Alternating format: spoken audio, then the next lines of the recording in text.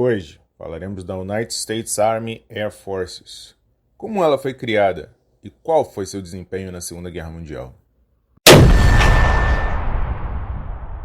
1º de agosto de 1907, com o US Army Signal Corps, que estabeleceu uma pequena divisão aeronáutica para assumir o comando de todos os assuntos relativos a balonismo militar, máquinas aéreas e todos os assuntos relacionados. Naquele período, eles não tinham muitas informações sobre assuntos aeronáuticos para poderem construir. No final da Guerra Civil, no ano de 1865 até 1907, o Corpo de Sinalização, ou o Signal Corps, adquiriu apenas 8 balões, embora mais 2 tenham sido adquiridos em 1907. Um ano depois, o Corpo de Sinalização comprou um pequeno dirigível, usado no Fort Omaha, em Nebraska, para a instrução dos militares. Porém, somente em 26 de maio de 1909, os tenentes Frank P. Lunn e Benjamin D. Follois fizeram sua primeira ascensão e se qualificaram como os primeiros pilotos do dirigível do Exército. O Signal Corps começou a testar seu primeiro avião em Fort Myer, Virgínia, em 20 de agosto de 1908. E em 9 de setembro, o tenente Thomas E. Southridge, voando com Orville Wright, morreu quando o avião caiu. Posteriormente, após mais testes, com um segundo Wright Flyer aprimorado, o Exército aceitou formalmente esse avião, identificado como Airplane No. 1, em 2 de agosto de 1909. 4 anos após o Signal Corps assumir o comando dos assuntos aéreos, o Congresso, pela primeira vez, destinou fundos para a aeronáutica do Exército. $125 mil para o ano fiscal de 1912. No final de outubro de 1912, o Signal Corps havia adquirido 11 aviões, porém possuía apenas 9. O avião número 1, ou Airplane No. 1, foi dado à Smithsonian Institution e o outro foi demolido em um acidente. Poucos meses depois, no início de 1913, o Exército ordenou que seus aviadores, que estavam treinando em Augusta, Geórgia, e Palm Beach, Flórida, fossem para o Texas para participar das manobras da 2ª Divisão. Em Galveston, em 3 de março, o Chief Signal Officer designou os homens e equipamentos reunidos como o First Aero Squadron, na tradução, Primeiro Esquadrão Aéreo Provisório, com o capitão Charles D. Chandler como comandante do esquadrão. O Primeiro Esquadrão Aéreo Provisório, organizado em Galveston, em 5 de março de 1913, começou as atividades de voo alguns dias depois. Em 4 de dezembro, ordens gerais redesignaram a unidade como Primeiro Esquadrão Aéreo, efetivo em 8 de dezembro de 1913. Essa primeira unidade militar do Exército dos Estados Unidos dedicada exclusivamente à aviação, hoje designada como Primeiro Esquadrão de Reconhecimento, permaneceu continuamente ativa desde sua criação. Designado para uma função na expedição punitiva da fronteira mexicana em 1916, esse esquadrão se tornou a primeira unidade de combate aéreo do Exército dos Estados Unidos. Enquanto isso, o Congresso criou no Signal Corps uma seção de aviação composta por 60 oficiais e 260 homens alistados, para substituir a divisão aeronáutica.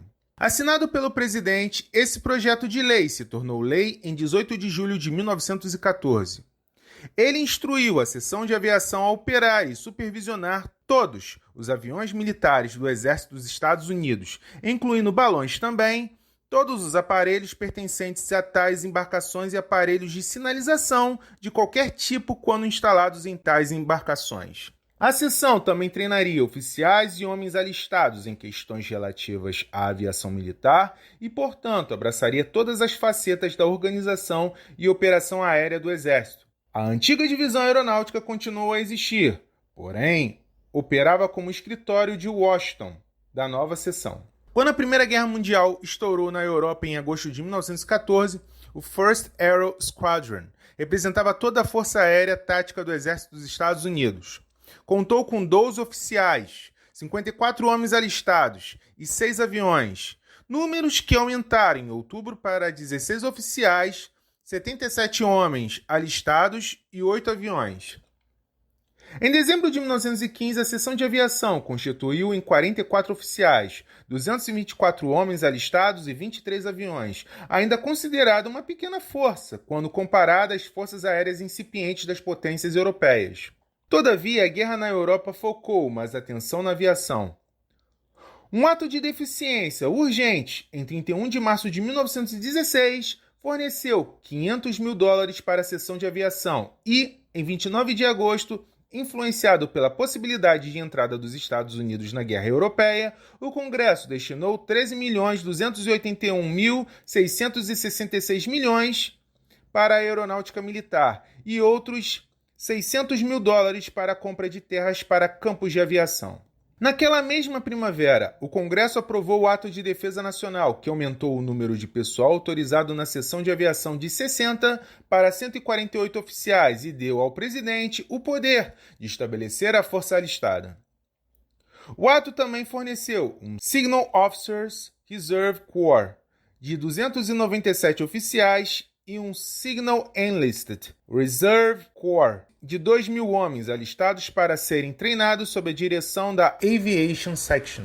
Nessa época, a Aviation Section consistia na Aeronautical Division, na Signal Corps Aviation School em San Diego, no 1st Aero Squadron, então em serviço com a Força Expedicionária no México, e na primeira companhia também teve a 2nd Aero Squadron, em serviço nas Filipinas.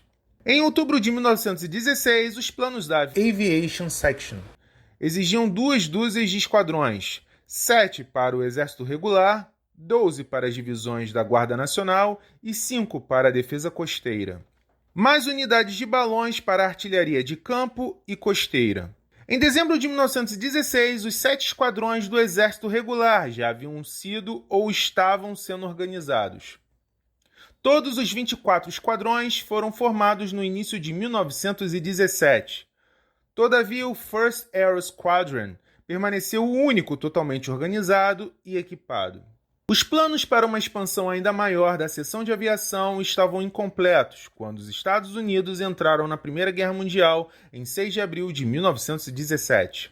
Em 20 de maio de 1918, o presidente Woodrow Wilson emitiu uma ordem executiva transferindo a aviação do Signal Corps para 2 agências sob o secretário de guerra, o Bureau of Aircraft Production, pelo Sr. John D. Ryan, e a Division of Military Aeronautics, dirigida pelo Major-General William L. Kenley.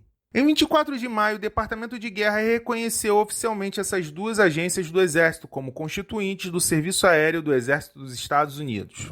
3 meses depois, em 27 de agosto, o presidente nomeou Mr. John D. Ryan como diretor do Serviço Aéreo e o segundo secretário assistente de guerra. Apesar de um histórico de combate de apenas 9 meses, de fevereiro a novembro de 1918, o Serviço Aéreo fez uma exibição respeitável durante a Primeira Guerra Mundial. Os 740 aviões americanos designados para os esquadrões na frente em 11 de novembro de 1918, no dia do armistício, representaram pouco mais de 10% da força total de aviões das nações aliadas.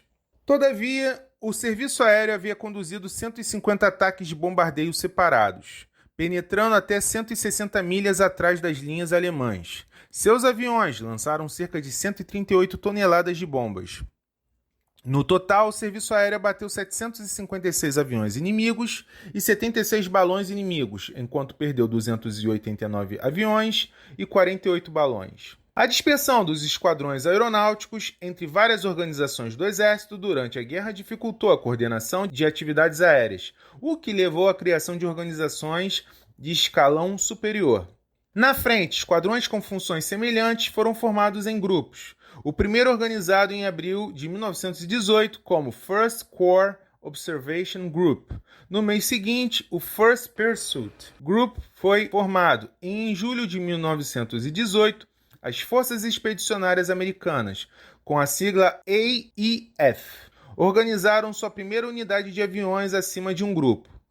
A 1st Pursuit Wing, composta pelos 2nd and 3rd Pursuit Groups, e mais tarde o First Day Bombardment Group. Em novembro de 1918, a AEF, ou AEF, possuía 14 grupos, 7 de observação, 5 de perseguição e 2 de bombardeio. Após o armistício, a desmobilização do serviço aéreo foi rápida e completa. No final da guerra, o serviço aéreo possuía 185 esquadrões aeronáuticos, 44 de construção aeronáutica, 114 de suprimento aeronáutico, 11 de substituição aeronáutica e 100 esquadrões de produção de hábitos. 86 companhias de balões, 6 quartéis generais de grupos de balões, 15 companhias de construção, 55 seções fotográficas e algumas unidades diversas.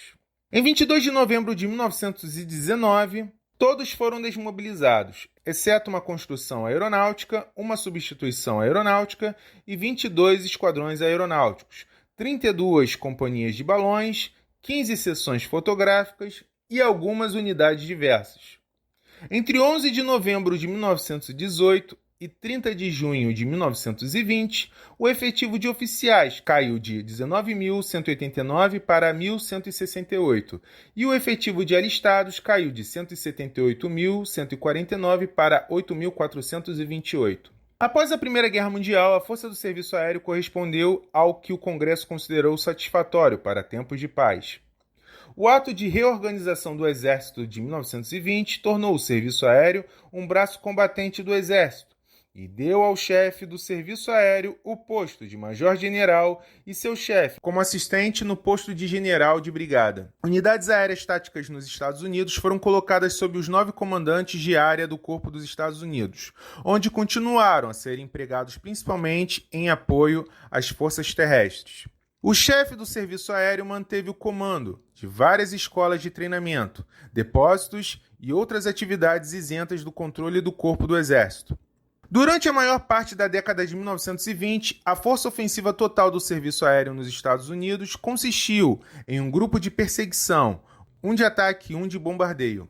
No exterior, a zona do Canal e as Filipinas designaram um esquadrão de perseguição e um de bombardeio, com 2 esquadrões de cada tipo estacionados nas Ilhas Havaianas. O serviço aéreo se concentrou inicialmente na aviação de observação e perseguição, com grandes esforços de desenvolvimento aeronáutico concentrados na divisão de engenharia em McCook Field, Dayton, Ohio. O estabelecimento de treinamento formal tomou forma durante a década de 1920. O serviço aéreo concentrou o treinamento de voo no Texas.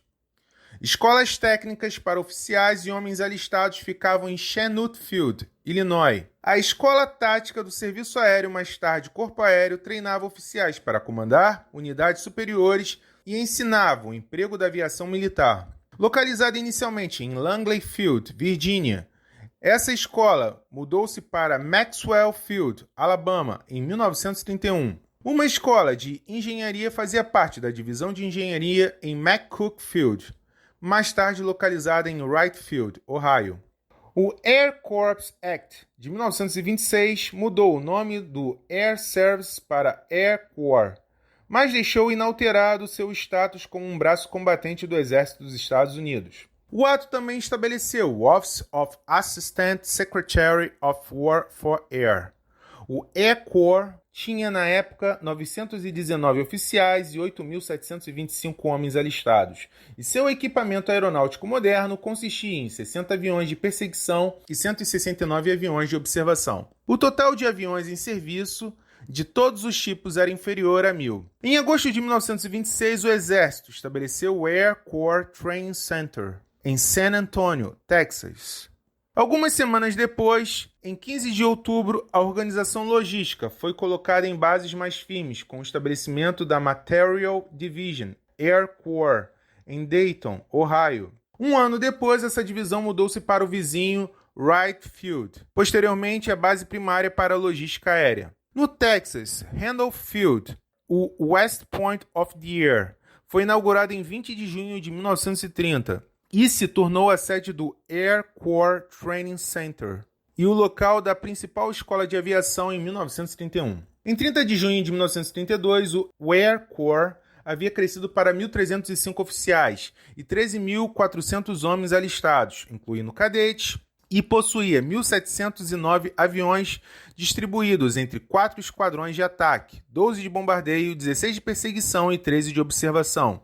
O corpo também possuía nessa área 12 esquadrões de dirigíveis e 2 de balões. Em 1º de março de 1935, o General Headquarters Air Force, ou GHKAF, que existia desde 1º de outubro de 1933, tornou-se operacional e assumiu o comando e o controle sobre as unidades táticas do Air Corps. Unidades táticas, menos alguns esquadrões de observação, espalhados pelas 9 áreas do Corpo dos Estados Unidos, foram transferidas para essa Força Aérea Inicial. As 3 alas do G8KAF estavam localizadas em Langley Field, Virgínia, Barksdale Field, Louisiana, e Mart Field, Califórnia. O Office of the Chief of the Air Corps, ou CAC, e o GHKAF existiam no mesmo escalão de comando, cada um se reportando separadamente ao chefe do Estado-Maior do Exército. O comandante do GHKAF dirigia o treinamento tático e as operações, enquanto o chefe do Corpo Aéreo mantinha o controle sobre a aquisição, o suprimento, as escolas de treinamento e o desenvolvimento da doutrina.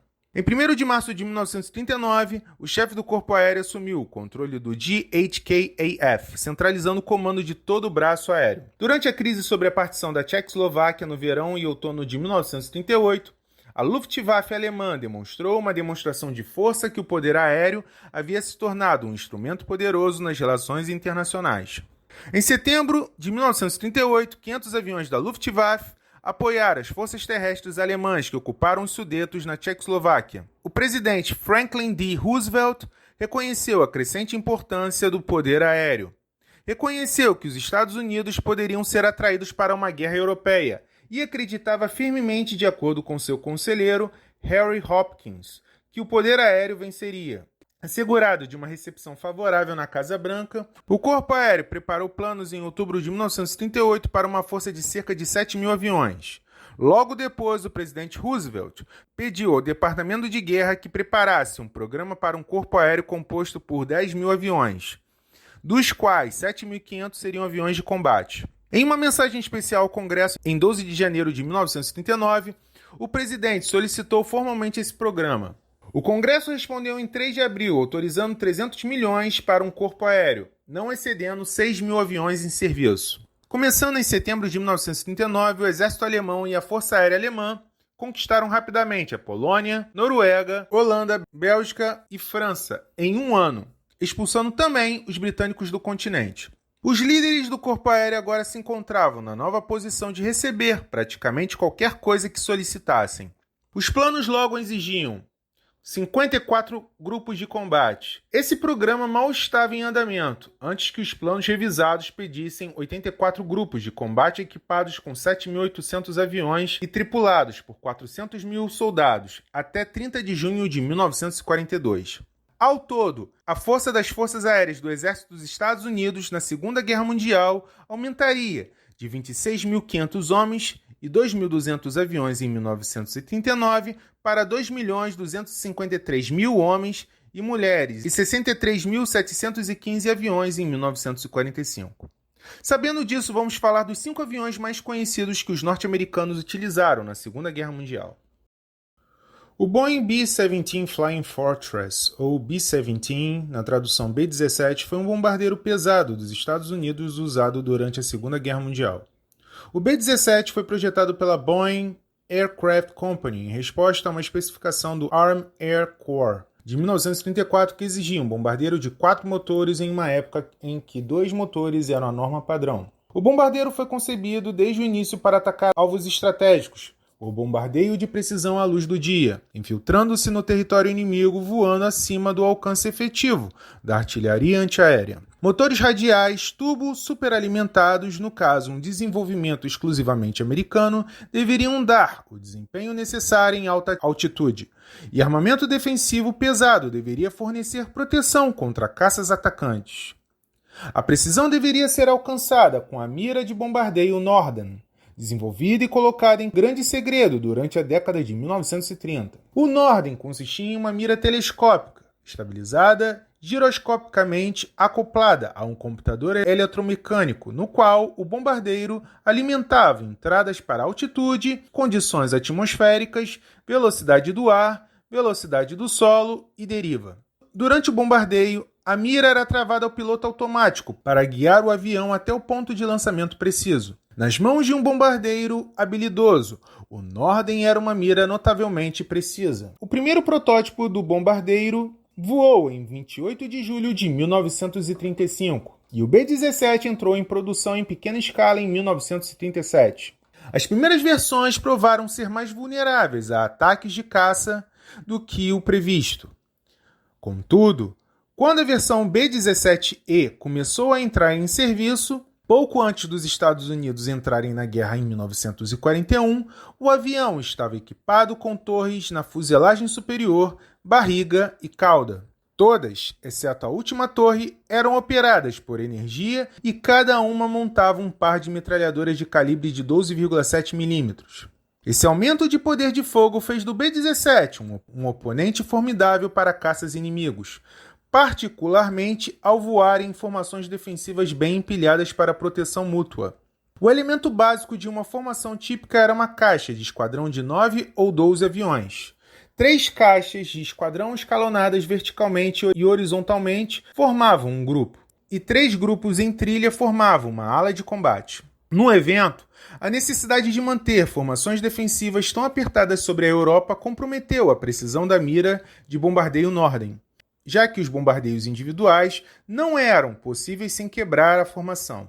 Formações inteiras de bombas tiveram que largar suas cargas sob o comando do bombardeiro líder, e as pequenas diferenças eram inevitáveis em tempo e direção que levaram a padrões de bombas dispersas.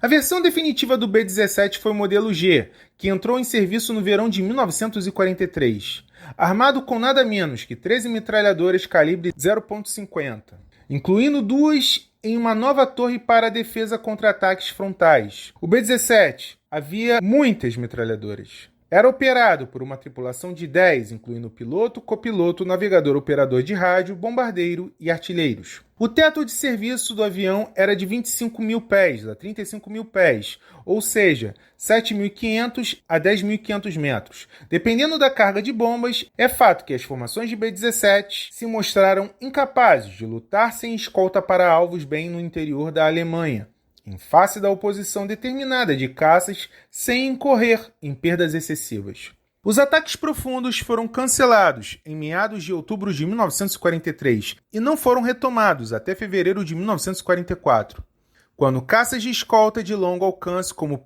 P-51 Mustang ficaram disponíveis. Uma carga de bomba de 1.800 kg era típico para missões longas, embora o B-17 pudesse transportar até 3.600 kg. Internamente, para distâncias mais curtas em altitudes mais baixas e ainda mais em racks externos sob as asas, essas cargas de bomba aumentadas foram usadas com bons resultados em ataques a indústrias de aviões e petrolíferas alemãs antes da invasão da Normandia, em junho de 1944, e em ataques conhecidos como bombardeio de tapete, apoiando a fuga dos aliados na Bretanha e no norte da França mais tarde naquele verão. Como foi dito anteriormente, a equipe era de 10 pessoas: piloto, copiloto, engenheiro de voo, artilheiro da torre superior, bombardeiro, navegador, operador de rádio, artilheiro da torre esférica, artilheiro da torre traseira, artilheiro flexível da cintura esquerda e artilheiro flexível na cintura direita. Envergadura de 31,6 metros, comprimento de 22,8 metros, altura de 5,8 metros, peso vazio de 14.855 kg, peso máximo de 27.240 kg, velocidade máxima de 472 km por hora, 25 mil pés, ou seja, 7.625 metros. Teto de serviço, 35 mil metros, alcance de 1.760 km. Motor, 4 motores radiais Wright R1820 97 de 9 cilindros, refrigerados a ar de uma fileira de 1.200 HP. Turbo compressores acionados por exaustão General Electric, tipo B-22, instalados sob o motor. Armamento, 13 metralhadoras de calibre .50. Carga normal de bomba, 2.724 quilos. Compartilhando a produção com as empresas Douglas, Lockheed e Vega, a Boeing supervisionou a fabricação de cerca de 12.730 Flying Fortress. Quase todas eram comprometidas com bombardeios de alta altitude sobre a Europa, embora produzido em números menores do que seu parceiro B-24 Liberator. O B-17 com desempenho superior em alta altitude e maior resistência a danos de batalha foi o esteio da campanha de bombardeios estratégico. O B-17 tinha excelentes características de voo e, ao contrário do B-24, era quase universalmente bem visto por aqueles que o pilotavam, tornando obsoleto pelo maior e mais poderoso B-29 Super Fortress.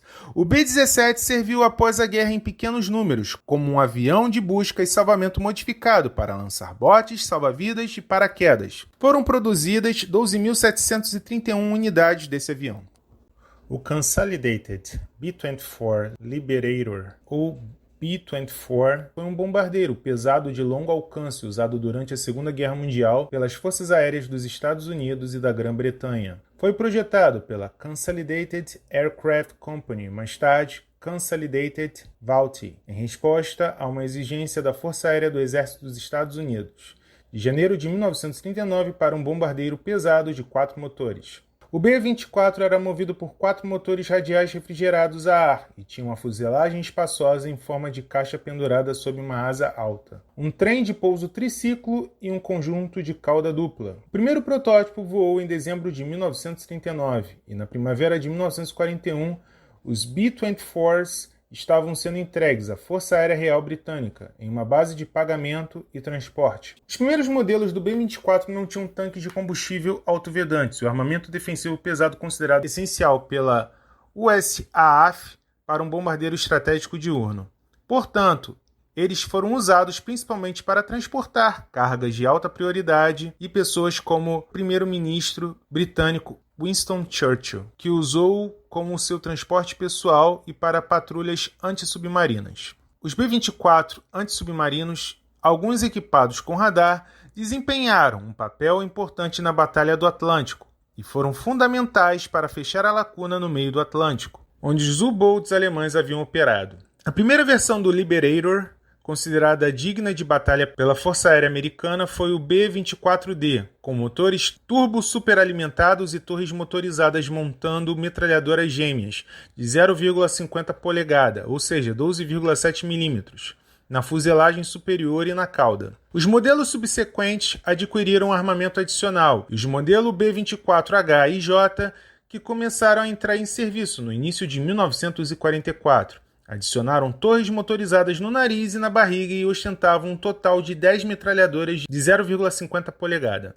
Como o B-17 Flying Fortress, o B-24 foi pilotado em formações defensivas de caixa, embora as caixas não pudessem ser empilhadas tão próximas porque o Liberator era consideravelmente mais difícil de pilotar em formação. Também como o B-17, ele carregava a mira de bombardeio Norden. Uma carga normal de bombas para missões de alta altitude era de 2.250 kg, embora pudesse acomodar mais, 1.350 kg no compartimento de bombas e 3.600 kg em racks externos sob as asas para missões de curto alcance. Em missões de alta altitude, o Liberator tinha um alcance máximo de quase 2.600 km, 40% maior do que seu parceiro B-17, porém tinha um teto de serviço de apenas 28 mil pés, cerca de 7 mil pés abaixo do B-17. Como resultado, o B-24 estava mais exposto à artilharia antiaérea alemã. Isso e a maior vulnerabilidade do B-24 a danos de batalha, que no caso era um sistema de combustível com vazamento, que era um problema específico. Ainda assim, os B-24 equiparam uma divisão inteira de bombardeios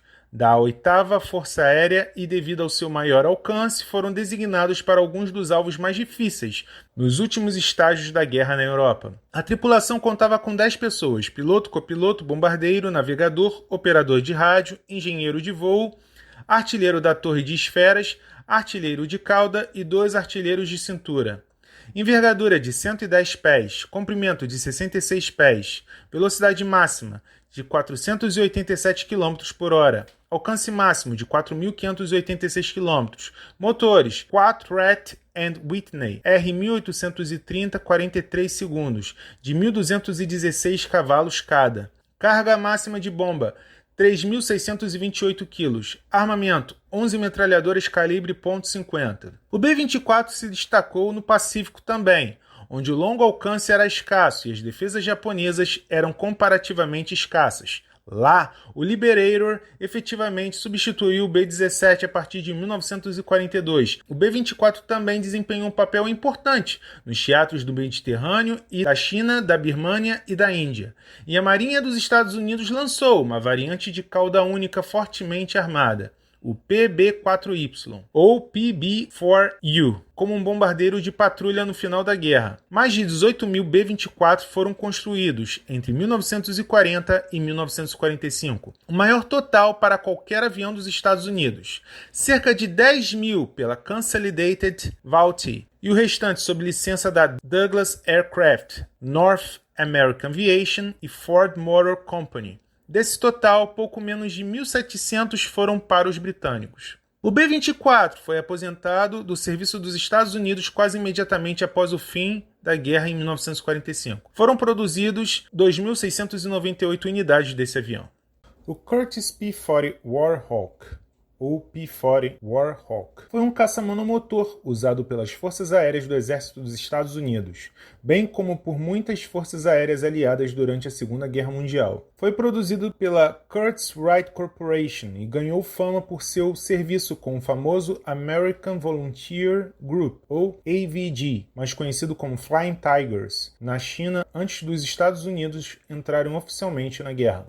O P-40 Warhawk era um avião robusto e direto, projetado principalmente para funções de ataque terrestre e apoio aéreo aproximado. Ele apresentava um design monoplano de assento único, todo em metal, com motor radial e cabine aberta. O design do avião era relativamente convencional para a época, com ênfase na durabilidade e facilidade de manutenção em detrimento do desempenho aerodinâmico. A tripulação era de um piloto, comprimento de 9,68 metros, envergadura de 11,38 metros, altura de 3,76 metros, peso vazio de 2.680 kg, peso máximo de 4.000 kg, motor Allison V1710 39V12, refrigerado a líquido, velocidade máxima de 582 km por hora a 4.572 metros, alcance de 1.175 km, teto de serviço 29.000 pés. Armamento: 6 metralhadoras Browning M2 de 12,7 mm, com 235 cartuchos. Bombas de 454 kg.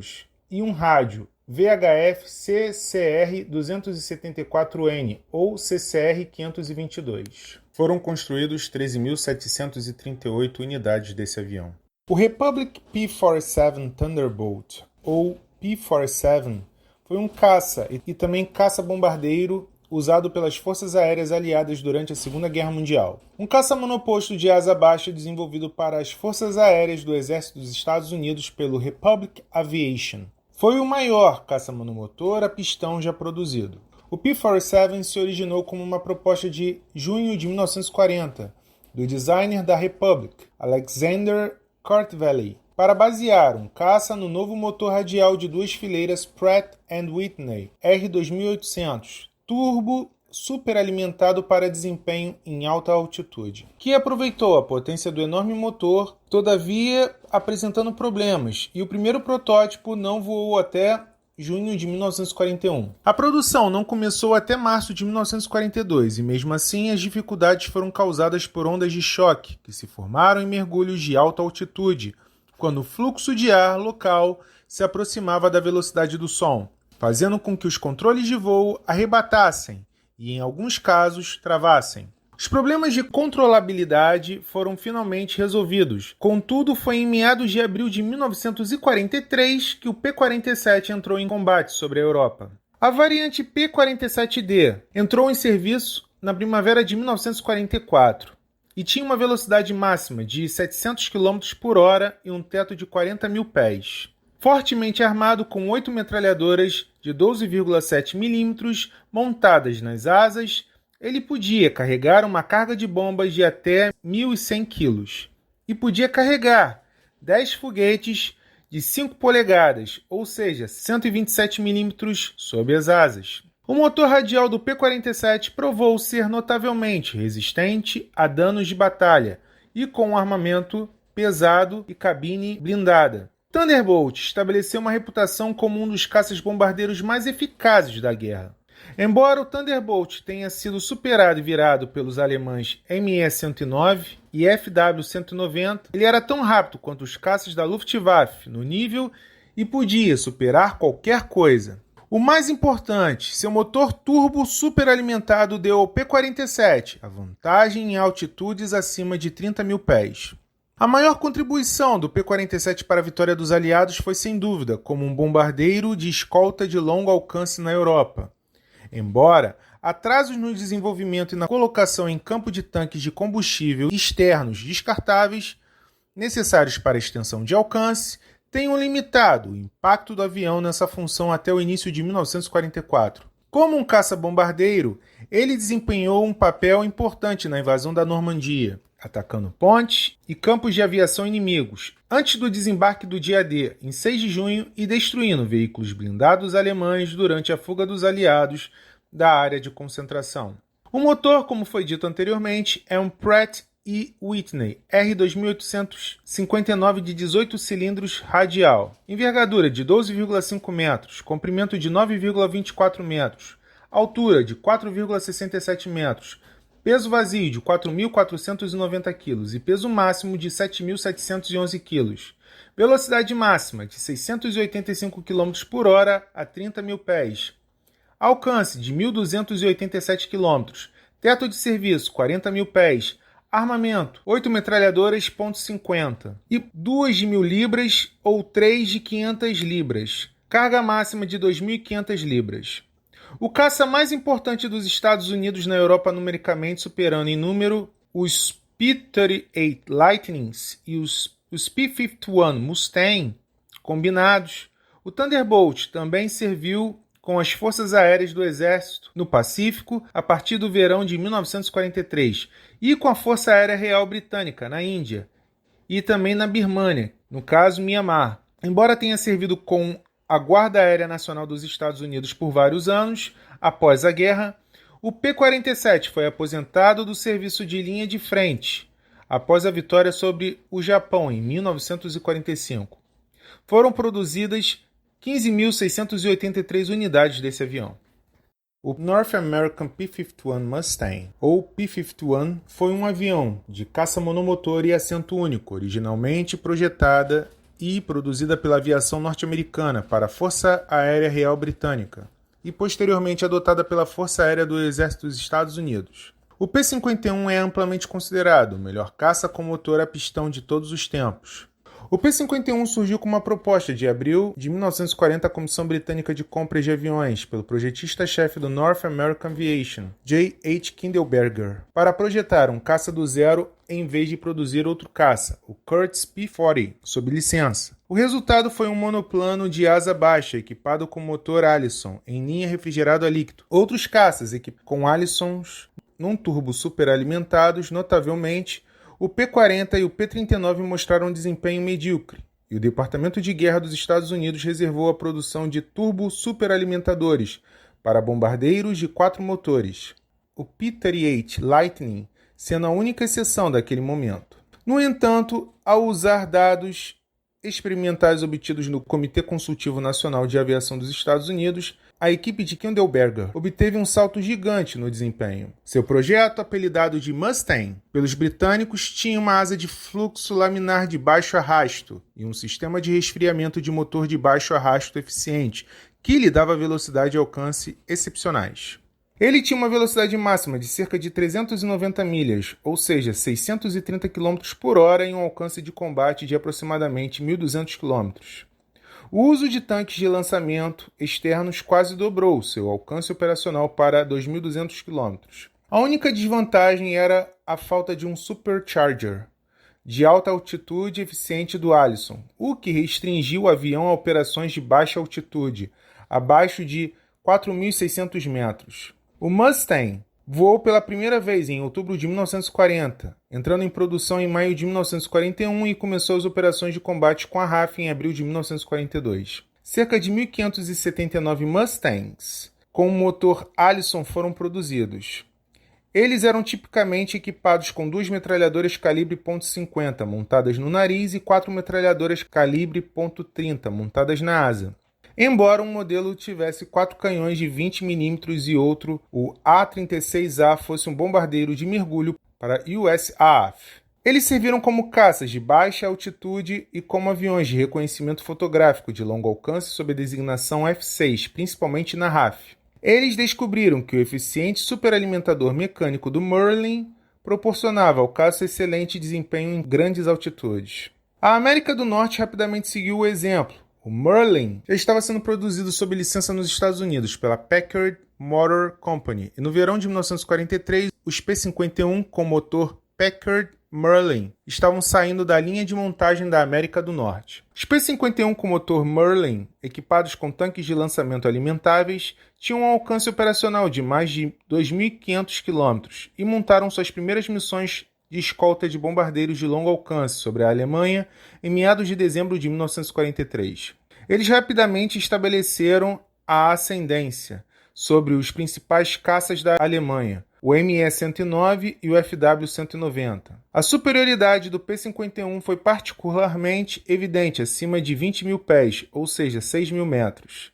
Em março de 1944, os P-51 estavam disponíveis em quantidade, em combinação com os P-47 Thunderbolts e em combinação com os P-47 Thunderbolts e P-38 equipados com tanques de lançamento, haviam tomado a medida da Luftwaffe nos céus diurnos da Alemanha.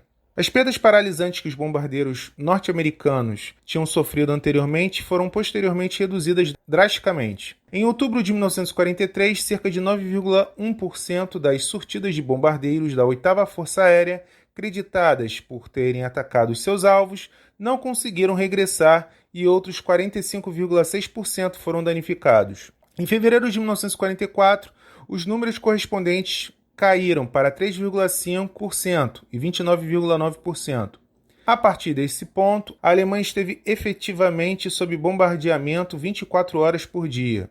Embora em menor número, o P-51 poderia penetrar mais profundamente no espaço aéreo alemão do que os outros caças dos Estados Unidos e era melhor no combate no ar, desempenhando um papel desproporcional na grande derrota da Luftwaffe. Aproximadamente 1.500 Merlins Mustang foram usados pela RAF nos ataques diurnos pela Europa, e o avião foi produzido sob licença na Austrália até o fim da guerra, e alguns foram enviados para a China nacionalista.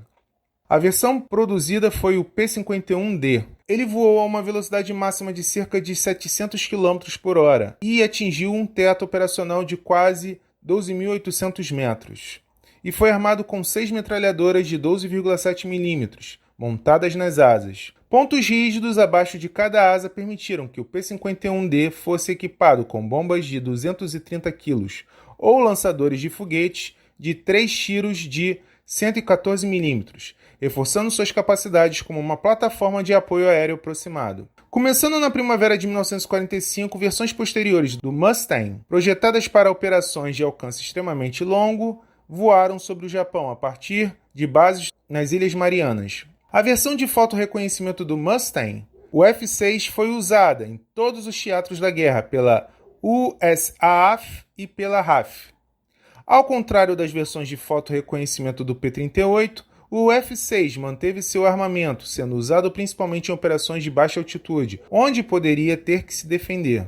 Bem apreciado por aqueles que o pilotavam, o Mustang não estava isento de vícios. Transferência descuidada de combustível poderia resultar em um centro de gravidade fora da tolerância e problemas de controle, e o motor refrigerado a líquido com sua camisa de refrigeração, radiadores e tubulação. Era muito mais vulnerável a danos de batalha do que o radial refrigerado a ar do P-47, tornando este último a máquina preferida para ataque ao solo.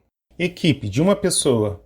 Motor Rolls-Royce Packard, com motor V1657 Merlin de 12 cilindros refrigerados a líquido, com 1.490 cavalos, velocidade máxima de 813 km por hora, envergadura de 11,27 metros, comprimento de 9,80 metros, altura de 4,16 metros, peso máximo de 5.589 kg, teto máximo de 41.900 pés, armamento 6 metralhadoras Browning calibre .50, 2 com 270 tiros por arma, 4 com 400 tiros por arma.